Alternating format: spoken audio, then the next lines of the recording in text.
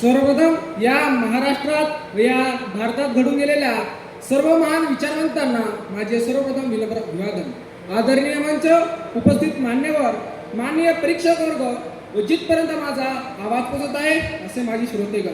तर आज वादविवाद स्पर्धा या स्पर्धेचा विषय म्हणजे जनसुरक्षा विधेयक 2024 योग्य की अयोग्य.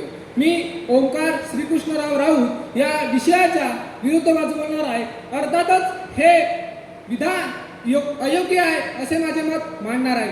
होय, सरकार म्हणते की हा कायदा जनतेच्या सुरक्षेसाठी आहे. ऐकायला छान वाटतं, पण खरी भीती आहे की हा कायदा जनतेच्या सुरक्षेसाठी नसून सरकारच्या खुर्चीच्या सुरक्षेसाठी आहे.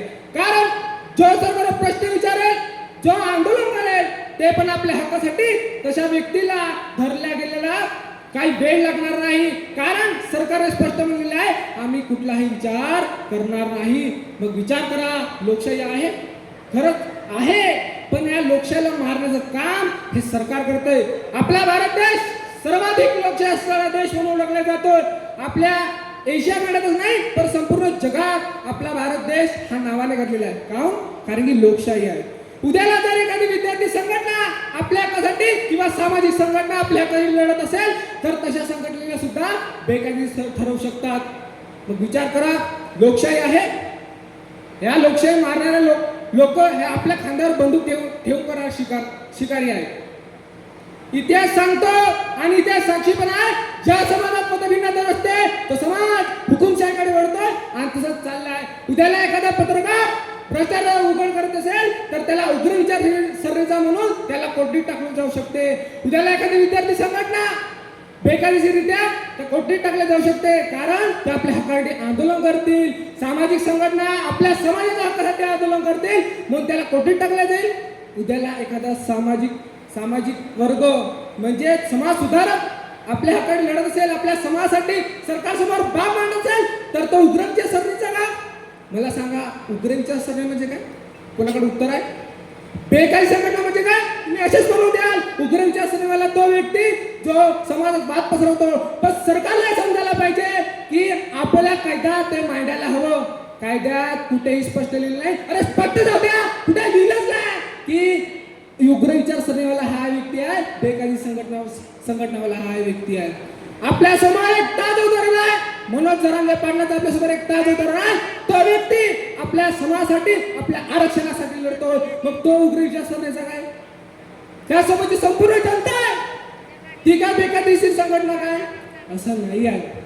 आपल्याला भूलभूत करायला जात आहे, म्हणजेच आपल्यावर जाळ टाकण्याचं काम हे सरकार करत आहे. सरकारनं बाकीचे काम होत नाही. सरकार इलेक्शनच्या अगोदर म्हणते की आम्ही तुम्हाला कर्जमाफी देऊ, शेतकऱ्यांना कर्जमाफी देऊ, आणि जशी सरकार आली तशी म्हणते की तुम्ही तुमचं कर्ज भरा. आपल्याला संविधानाने भरपूर हक्क दिलेला आहे. बोलण्याचा, लिहिण्याचा, सर्व गोष्टीचा अधिकार आपल्याला संविधान दिलेला आहे. कलम 19 मध्ये आपल्याला स्वतंत्रपणे बोलण्याचा अधिकार आहे, भाषण देण्याचा अधिकार आहे.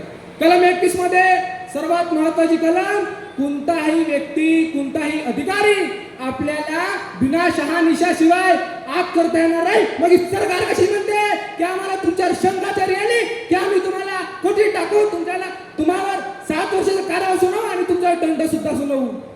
हे बरोबर आहे का? फार चुकीचं आहे. लोकशाहीला दाबण्याचं काम हे सरकार करत आहे. मतभिन्नतेला गुन्हा ठरवणार हे काळा कायदा आहे. हे सरकारसाठी धोरण नसून ते जनतेसाठी धोरण नसून ते सरकारसाठी केलेले धोरण आहे.